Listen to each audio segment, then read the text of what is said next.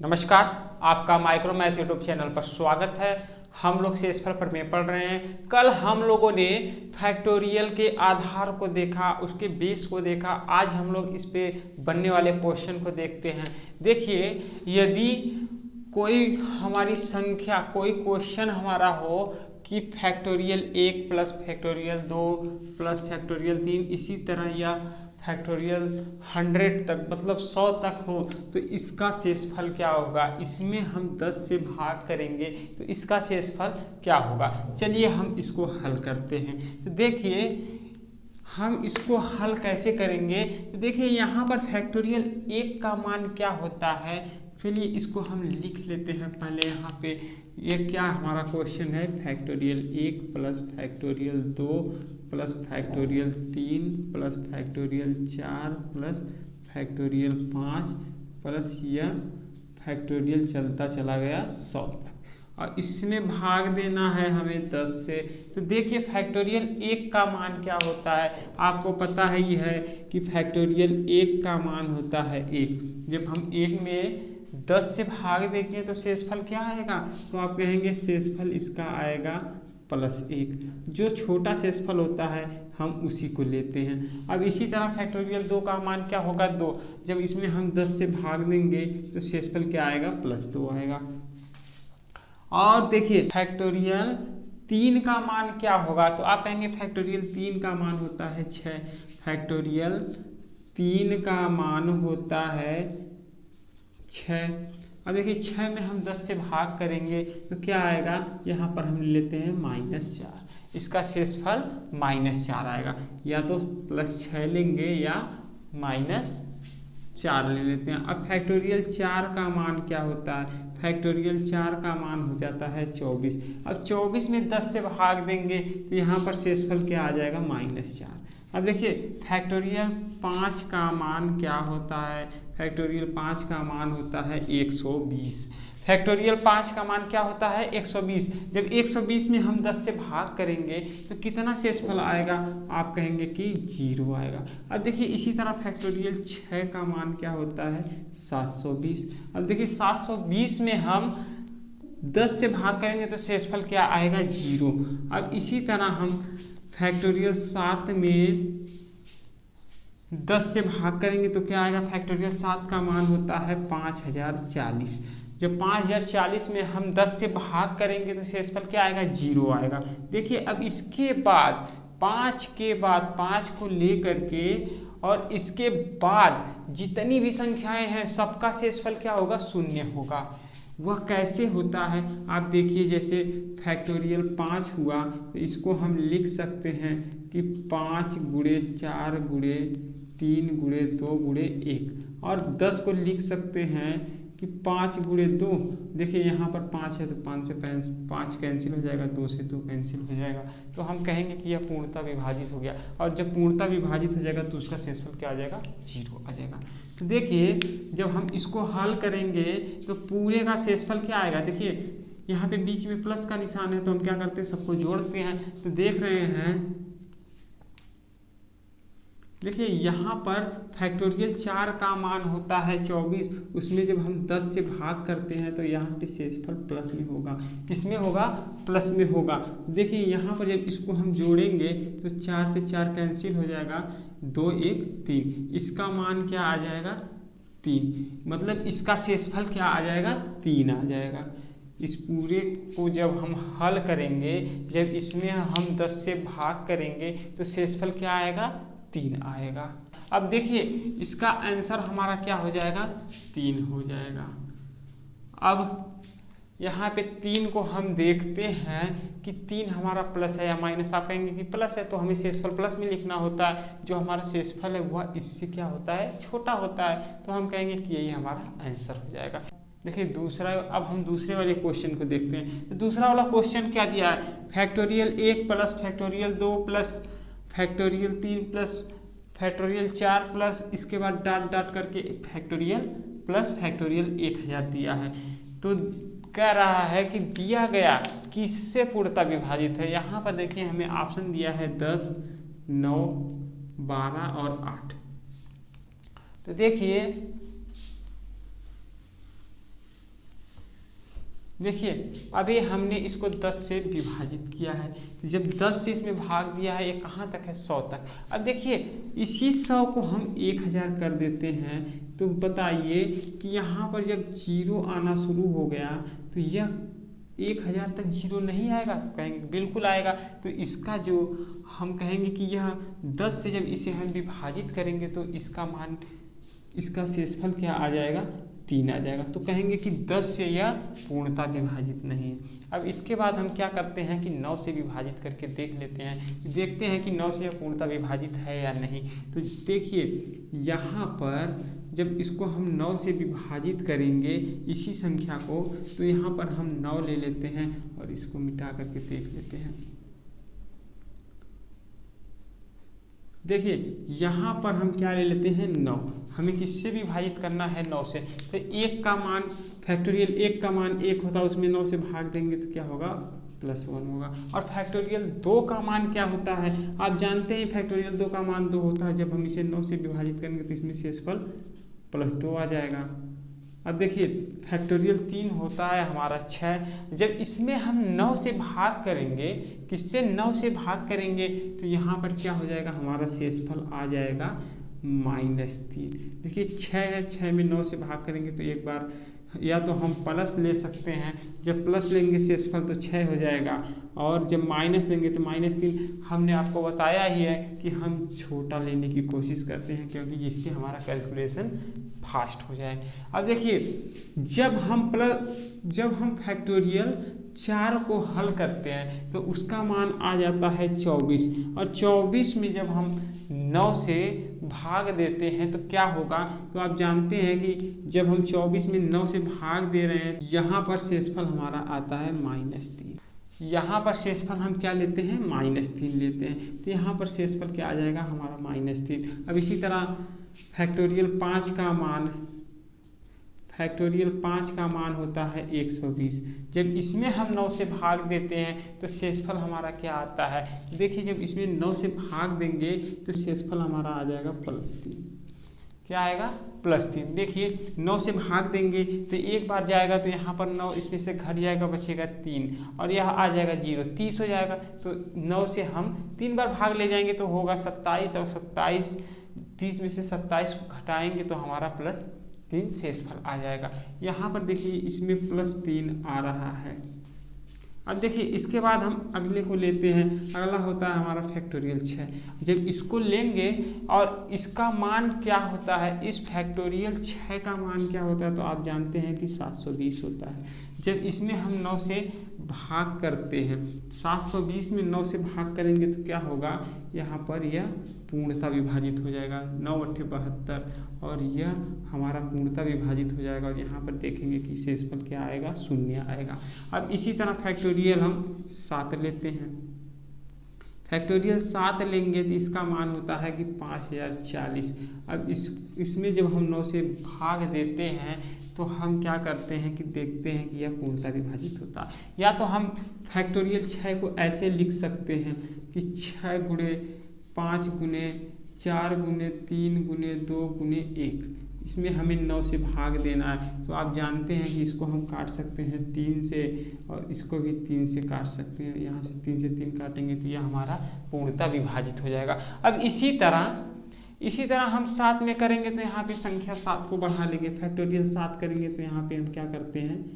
7 को बढ़ा लेते हैं, तो यह 7 वाला भी हमारा पूर्णतः विभाजित हो जाएगा। 8 में करेंगे तो वह भी पूर्णतः विभाजित हो जाएगा। इसके बाद हम 1000 तक जाएं या अनंत तक जाएं, वह संख्या हमारी 9 से पूर्णतः विभाजित हो जाएगी। तो हम कहेंगे कि 5 के बाद अगली संख्या 6 का शेषफल 0 आएगा। अब इसके बाद जितनी भी संख्याएं होंगी सबका शेषफल 0 आएगा। तो देखिए जब हम इसको जोड़ेंगे तो ये है हमारा 1 + 2 -3 -3 +3। देखिए यह इससे कट जाएगा, 2 1 3, 3 में से 3 गया तो क्या आएगा? 0। तो हमारा जो भी संख्या पूर्णतः विभाजित होती है तो उसका शेषफल क्या आता है? 0 आता है। तो यहाँ पर देख रहे हैं कि जो हमारा यह क्वेश्चन है यह किससे पूर्णतः विभाजित है? 9 से है। आप चाहें तो 12 और 8 से भी चेक कर सकते हैं। तो चलिए हम 12 और 8 से भी चेक कर लेते हैं। जब 12 8 से चेक करेंगे देखेंगे कि यह 9 से यह पूर्णतः विभाजित है या नहीं, इसमें क्या शेषफल आ रहे हैं या नहीं आ रहे हैं। तो चलिए अब यहाँ पर हम क्या ले लेते हैं, 12 ले लेते हैं। जब 12 लेंगे तो यहाँ पे देखेंगे कि शेषफल क्या आते हैं। तो आप देखिए यहाँ पर जब इसको हल करेंगे तो यहाँ पर शेषफल +1 आएगा, इसको हल करेंगे तो यहाँ पर शेषफल +2 आएगा, और जब इसको हल करेंगे तो यहाँ पर शेषफल +6 आएगा। +6 ले लेते हैं। जब इसको हल करेंगे तो यहाँ पर शेषफल 0 आ जाएगा। देखिए कैसे, 4 फैक्टोरियल 4 को हम लिख सकते हैं 4 × 3 × 2 × 1। इसे हमें 12 से विभाजित करना है। तो देखिए 4 × 1 = 4, 4 × 3 = 12, यह पूर्णतः विभाजित हो जा रहा है। तो हम कहेंगे कि यहाँ पर शेषफल क्या आएगा, तो आप कहेंगे कि यहाँ पर शेषफल 9 आ रहा है, +9 आ रहा है। तो देखिए यह पूर्णतः विभाजित है, नहीं है, तो हम कहेंगे कि 12 से भी पूर्णतः विभाजित नहीं। अब इसके बाद हम 8 से ले लेते हैं। जब 8 से लेंगे तो शेषफल देखते हैं क्या क्या आता है। यहाँ पर 1 आएगा, यहाँ पर 2 आएगा, यहाँ पर या तो हम -2 ले लेते हैं, यहाँ पर या तो -2 ले लेते हैं या +6 ले लेते हैं। अब देखिए इसके बाद जब हम इसको हल करेंगे, इसके बाद इसमें हल करेंगे तो देखेंगे कि यहाँ पर शेषफल 0 आना शुरू हो जाएगा। यहाँ से शेषफल हमारा 0 आना शुरू हो जाएगा। तो हम कहेंगे कि इसके बाद जितनी भी संख्याएं होंगी सबका शेषफल क्या होगा, 0 होगा। तो देखिए हमारा यहाँ पे शेषफल क्या आ रहा है, जब 8 से भाग दे रहे हैं तो यहाँ पर शेषफल +1 आ रहा है। देखिए ये इससे कैंसिल हो जाएगा, बचेगा 1। तो यहाँ पर शेषफल +1 आ रहा है, तो हम कहेंगे कि यह 8 से भी पूर्णतः विभाजित नहीं है। तो चलिए अब हम अगले क्वेश्चन को देखते हैं कि अगले क्वेश्चन में क्या कहा है। देखिए अगला क्वेश्चन है हमारा फैक्टोरियल 40, जिसे भाग देना है 37 से। देखिए जब इसको हम भाग देंगे तो आप कहेंगे कि यहाँ पर देख रहे हैं क्या है, प्राइम नंबर है। तो क्या करते हैं, हम इसे प्राइम नंबर से एक बार हल कर लेते हैं, फिर उसके बाद आपको हम दूसरे तरीके से बताते हैं कि इसको कैसे हम बता सकते हैं कि इसका मान क्या होगा, इसका शेषफल क्या होगा। देखिए जो भी क्वेश्चन हम करेंगे सब में हमें क्या निकालना है, शेषफल निकालना है। सिर्फ इस क्वेश्चन को छोड़ करके और जितने भी क्वेश्चन हैं सब में हम शेषफल निकालते हैं, क्योंकि हम शेषफल प्रमेय पढ़ रहे हैं और यहाँ पे शेषफल से रिलेटेड ही क्वेश्चन दिया जाएगा। तो देखिए जब हम फैक्टोरियल 40 में 37 से भाग देते हैं तो क्या होता है, आप जानते हैं कि हम इसको लिख सकते हैं 40 × 39 × 38 × 37 अब ×36, और इसमें हम फैक्टोरियल लगा सकते हैं तो और बट्टे 37 करते हैं। हमने आपको बताया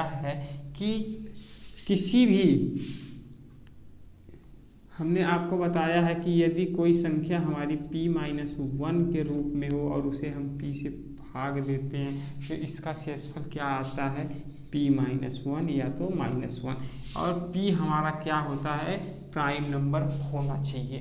तो देख रहे हैं कि यहाँ पे p हमारा प्राइम नंबर है, तो इसका शेषफल क्या आएगा, +36 आएगा, या तो हम -1 ले लेते हैं। तो हम क्या करते हैं, -1 ले लेते हैं, हमें कैलकुलेशन करना है तो हम -1 ले लेते हैं। अब देखिए जब इसके बाद हम इसमें भाग देंगे तो इसका शेषफल क्या आ जाएगा, 0। यहाँ पर देंगे तो इसका +1 आ जाएगा, इसमें देंगे तो +2 आ जाएगा, इसमें देंगे तो +3 आ जाएगा। सबका गुणा है, सबका गुणा कर देते हैं। तो आपको पता है कि किसी संख्या में हम यदि 0 से गुणा करेंगे तो वह पूरी की पूरी संख्या क्या हो जाती है, 0 हो जाती है। तो मतलब यह इसमें जब हम 0 से गुणा कर रहे हैं तो इसका शेषफल क्या आ रहा है, 0 आ रहा है। तो हम कहेंगे कि यह संख्या जो है हमारी, यह 37 से पूर्णतः विभाजित है। या तो हम इसको इसी तरह भी कह सकते हैं कि फैक्टोरियल 40 है और हमें भाग देना है 37 से। तो यहाँ पर देख रहे हैं कि फैक्टोरियल 40 है और 37 से यह बड़ा है, तो इसमें कहीं ना कहीं 37 का गुणा हुआ होगा। तो हम कहेंगे कि इसका शेषफल क्या आ जाएगा, 0 आ जाएगा। अब देखिए इसके बाद हम इसको हल करते हैं, इसको हल करके देखते हैं कि क्या आता है। इसके बाद हमारा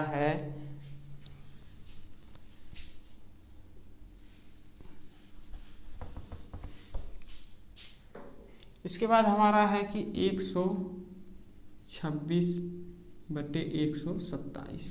तो बताइए फैक्टोरियल 126 में हम 127 से भाग करेंगे तो शेषफल क्या आएगा। तो आप देख रहे हैं कि 127 हमारा प्राइम नंबर है और यह जो संख्या है वह p-1 के रूप की है, तो हम कहेंगे कि इसका शेषफल आ जाएगा 126।